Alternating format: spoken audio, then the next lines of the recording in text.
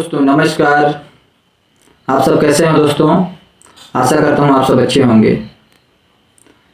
दोस्तों हम किसी को झूठ बोलते हैं या किसी को मूर्ख बनाते हैं तो उससे नुकसान हमारी ही होती है।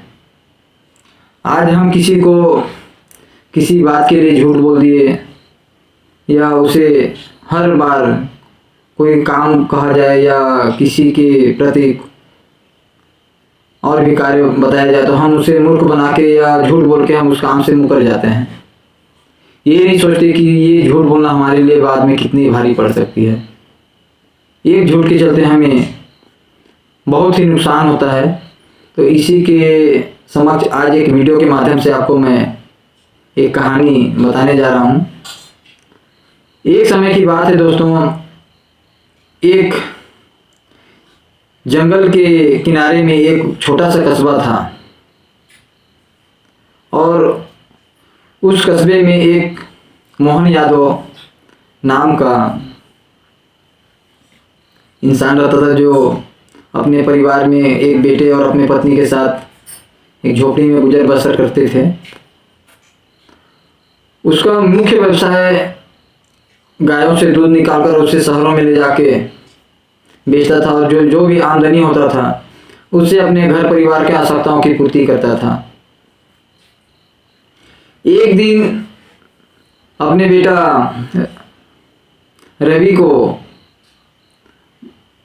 मोहन जी कहते हैं, बेटा आज चलो गायों को जंगल में ले चलते हैं चराने के लिए, और वहीं समीप जंगल के किनारे जो खेत है मैं वहाँ काम करूँगा, तुम गायों को जंगल में चराते रहना। इतना बात कहकर दोनों बाप बेटा मोहन यादव और रवि यादव दोनों गाय भैंसों को लेकर जंगल की ओर चल पड़ते हैं। कुछ ही समय पे वो जंगल पहुंच जाते हैं और गाय बैल को जंगल के ऊपर चरने के लिए ले जाते हैं, चराने के लिए। और मोहन जी ने कहते हैं कि बेटा तुम यहीं गायों को देखना और चराना। मोहन जी अपने खेत में काम करने के लिए चले जाते हैं। कुछ समय बीतने के बाद उधर जंगल की ओर से आवाज आती है, बचाओ बचाओ, मुझे शेर दौड़ा रहा है, बचाओ। आवाज मोहन जी के कान तक पहुंचती है तो भी आश्चर्यचकित हो जाते हैं और काम करना छोड़ जंगल की ओर बहुत तेजी से भागने लगते हैं। भागते भागते जब जंगल में पहुंच जाते हैं तो देखते हैं कि नहीं, बेटा रवि वहां पत्थरों के साथ खेल रहा और चिल्ला रहा है कि मुझे बचाओ बचाओ।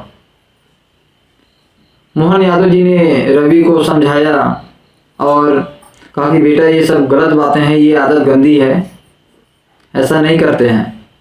इतना कहकर वो फिर खेत में चले गए और काम करने लगे। धीरे धीरे समय बीतता गया, सूर्यास्त होने लगा। गायों को लेकर वे फिर घर की ओर चले गए, अपना खाए पिए शाम को सो गए। जैसा अगले दिन हुआ वैसे ही फिर अपना गाय भैंसों को लेकर जंगल फिर चले गए दोनों बाप बेटा। उसी प्रकार जैसे अगले दिन रवि ने नाटक किया वैसे फिर उसी दिन आवाज करने लगा, पापा बचाओ बचाओ, शेर आ गया है, मुझे दौड़ा रहा है, कहने लगा। फिर मोहन जी ने दौड़ते हुए जंगल में गया और देखा कि बच्चा खेल रहा है और मुझे मूर्ख बना रहा है। कई दिन तक ये सिलसिला चलता रहा। एक दिन जब चराते हुए जंगल पे ही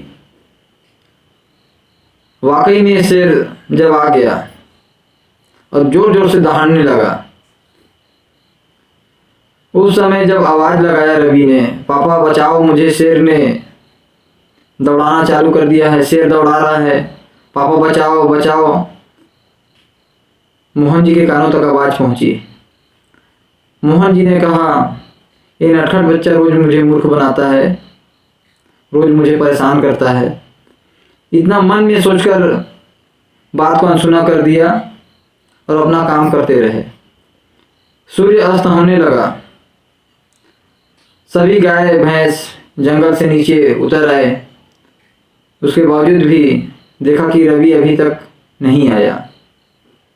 उसने सोचा जाकर मैं वहाँ देखूं। जब वो जंगल पे गए जहाँ उनको छोड़े थे, जहाँ बोले कि नहीं यहाँ यहीं रहकर गायों को चराना, जाके जब देखते हैं वहाँ तो उनका लाश पड़ा मिलता है।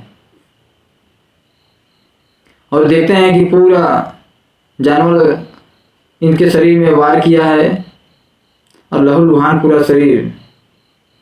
देखकर मोहन जी फुट फुट को रोने लगते हैं और कहते हैं काश आज रवि हमारे साथ होते और हमसे इस प्रकार हर रोज मुझे मूर्ख ना बनाए होते या झूठ नहीं बोले होते तो आज मैं अपने बच्चे को सही सलामत देख पाता। दोस्तों, इसका परिणाम यही है, हम किसी को एक दिन 2 दिन झूठ बोलते हैं या मूर्ख बनाते हैं तो उसका परिणाम हमें ही भुगतना पड़ता है। एक दिन ऐसा आता है कि हम न चाहते हुए भी उस काम के लिए पीछे रह जाते हैं जिसके अगले के सहयोग के बिना हमारा काम ना हो सके। और ऐसा भी होता है, किसी को हम झूठ बोलते हैं और मूर्ख बनाते हैं तो जिस दिन हम किसी संकट में फंसते हैं तो अगला यही सोचता है कि ये हमेशा झूठ बोलता है, हमें मूर्ख बनाता है, और जिससे हम अंत के मार्ग पर पहुंच जाते हैं।